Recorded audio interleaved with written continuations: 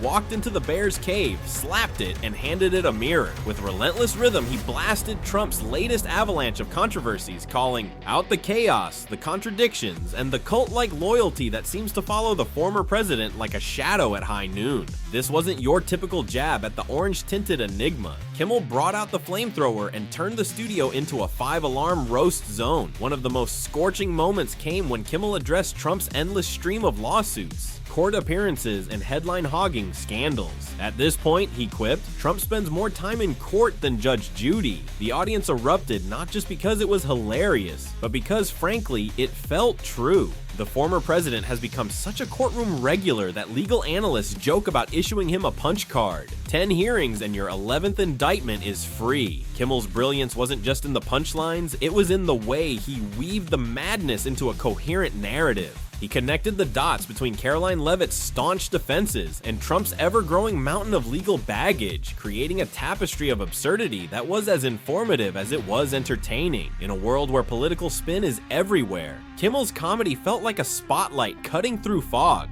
Brutally honest and unforgiving, he mocked Leavitt's media appearances with the flair of a man who's seen it all and can't believe we're still doing this. From her parroting of Trump's talking points to her dramatic pauses that seemed tailor-made for TikTok clips, Kimmel turned her entire persona into a punchline. Not out of cruelty, but out of sheer exasperation. Watching Caroline defend a Trump, he said, is like watching someone insist a dumpster fire is a cozy campfire. No matter how many marshmallows you bring, it's still burning trash. But what really set this monologue apart was its tone, equal parts hilarious, frustrated, and downright incredulous. You could feel Kimmel's disbelief seeping through every joke, as if even he, a veteran of political comedy, couldn't quite wrap his head around how far things have gone off the rails. It wasn't just a roast, it was a cathartic rant on behalf of millions who've been watching this political circus with a mix of horror and exhaustion. And let's be honest, there's something powerful about laughter in the face of dysfunction.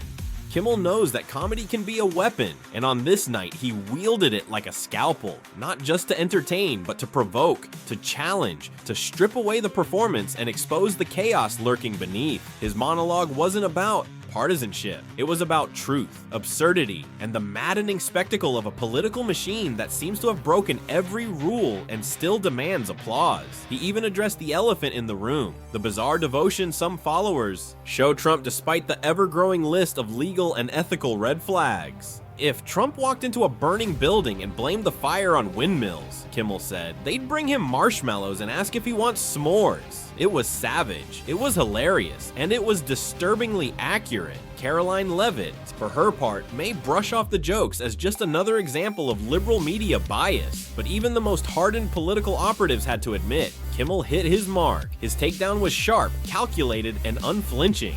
This wasn't about scoring cheap laughs. It was about holding up a mirror and asking, is this really where we are now? And in a media landscape saturated with noise, Kimmel's voice cut through like a clarion call of reason masked in wit.